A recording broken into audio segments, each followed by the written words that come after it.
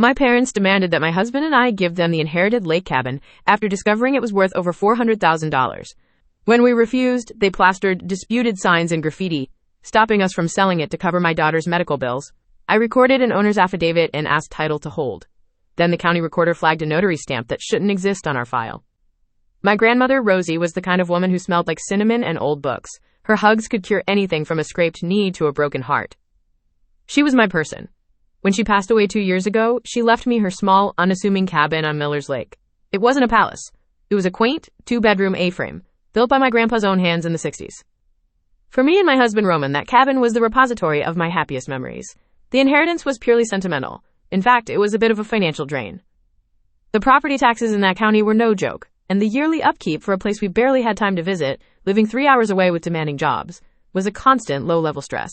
My parents, Carol and Simon, used it more than we did, taking weekend trips to escape the suburbs. We were happy for them too. At least someone was enjoying it.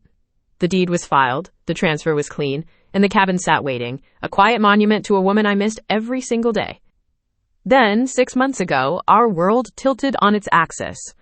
Our daughter, our bright, bubbly 6-year-old Amelia, was diagnosed with a rare congenital heart defect that required a series of complex, high-risk surgeries. The kind of surgeries that our insurance company, after much sympathetic-sounding jargon, deemed, quote, partially experimental. The number they quoted for our share of the cost was breathtaking. It was more than our house's down payment. Desperation is a cold, hollow place. Roman and I spent weeks poring over spreadsheets, calling financial advisors, looking at second mortgages. One night, sitting at our kitchen table at 3 a.m., surrounded by a mountain of medical bills and insurance denials, Roman looked at me, his eyes etched with exhaustion. "Hannah," he said softly, "the cabin." The thought felt like a betrayal, selling Grandma Rosie's legacy, the place that held the ghost of her laughter. But then I looked at a picture of Amelia on the fridge, her gap-toothed grin shining, and I knew there was no choice. A house is just wood and nails. My daughter's life was everything. It was a painful decision, but it was the only one. We were selling the cabin.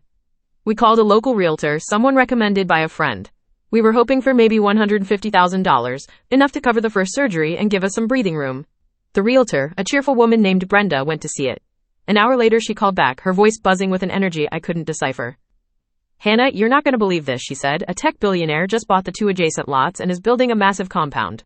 Your little slice of lakefront property, its value has skyrocketed.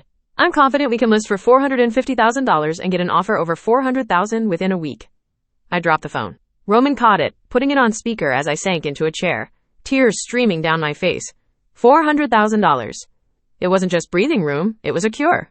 It was the entire series of surgeries,